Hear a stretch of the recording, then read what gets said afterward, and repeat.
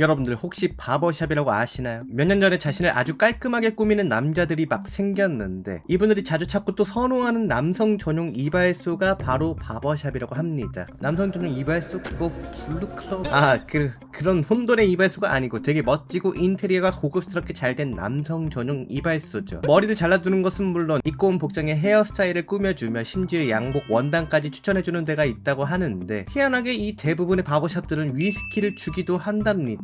이발소에서 위스키를 왜 주는 거지? 라고 의문이 들 수밖에 없는데 이 위스키와 이발소에 어울리지 않는 조합은 사실 이게 처음은 아닌데요. 그래서 오늘의 진솔한 이야기는 알고 보면 가까운 위스키와 이발소의 관계입니다.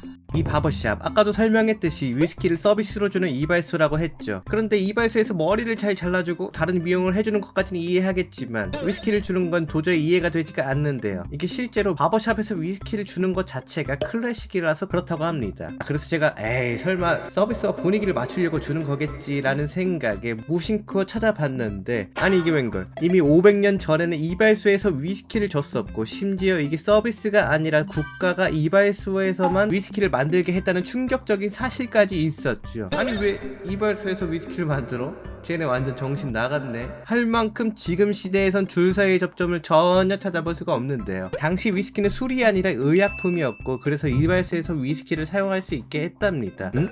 이발소가 의약품을 왜 취급하는 거지? 여기서도 도저히 이해가 되지가 않는데 당시 이발소가 수술도 같이 하는 특이한 장소여서 이게 가능했답니다. 아니 머리도 잘라주고 위스키도 만들고 수술도 한다고? 이게 무슨 잡탕밥도 아니고 뭐 이것저것 이발소가 다 하는 게 맞나 싶지만서도 당시 이발외과라는 학문이 있어서 이 과정을 수료하면 이발사를 할 수 있었고 여기 1+1으로 외과 수술 면허도 같이 줬기에 이발을 하면서 간단한 외과 수술까지 같이 할 수 있었던 거죠. 그래서 지금으로 치면 외과의사, 이발사 협회라고 할 수 있는 외과의사 이발사 길드가 있었고 위스키로 유명한 스코틀랜드 뿐만 아니라 파리, 독일 등 여러 나라에서도 대부분의 이발소에서 이발사가 가운을 입고 머리도 잘라주면서 외과 수술까지 겸하는 게 유럽에서 너무나 당연했답니다. 그래서 이거와 관련된 증거가 바버샵은 물론 오래된 이발소 앞에서도 쉽게 볼 수 있던 원통형 간판인데 이 안에 하양, 빨강, 파랑의 선이 교차로 있는 이 표시가 하양은 붕대, 빨강은 동맥, 파랑은 정맥을 표현한 외과를 상징하는 의미를 가지고 있었답니다. 그래서 그런지 옛날 이발소에선 가운을 입고 미용을 하시는 어르신도 있었고 영화 휴자동 이발사에서도 가운을 입은 이발사가 나오는 모습을 보아하니까 그 영향이 근래에도 이어졌다고 가늠할 수가 있죠. 어찌됐든 이런 배경이 있었기 때문에 그 당시 이발소는 머리만 잘라주는 게 아니라 외과 수술까지 맡아서 하는 리얼 혼돈의 장소 그 자체여서 위스키는 마셔서 통증을 경감시켜주는 약으로 또한 소독용으로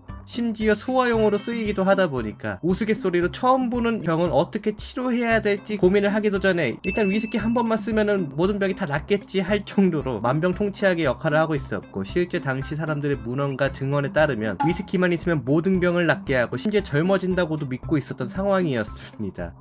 아니 지금 와서 이걸 보면 저절로 웃음이 나올 정도로 어이가 없는데 술을 하나도 마시지 못하게 한 금주령이 있던 시기에서도 위스키 덕후인 윈스턴 처칠이 의사에게 처방전을 받아서 위스키를 마셨다고 하니까 지금 와서는 술이라고밖에 생각이 안 드는 위스키가 근래까지 의료품으로 인식됐다는 걸 알 수가 있죠. 그래서 이런저런 이유로 옛날엔 스코틀랜드 이발사들이 위스키를 취급하고 있어서 이발하러 갔는데 위스키를 준다는 게 너무나 자연스러운 일이었고 바버샵이 위스키를 주는 것에도 조금의 영향을 준 게 아닌가 생각이 드네요. 물론 고급스러운 이미지를 마케팅하기 위해서 위스키를 주는 게 더 맞는 말일 겁니다.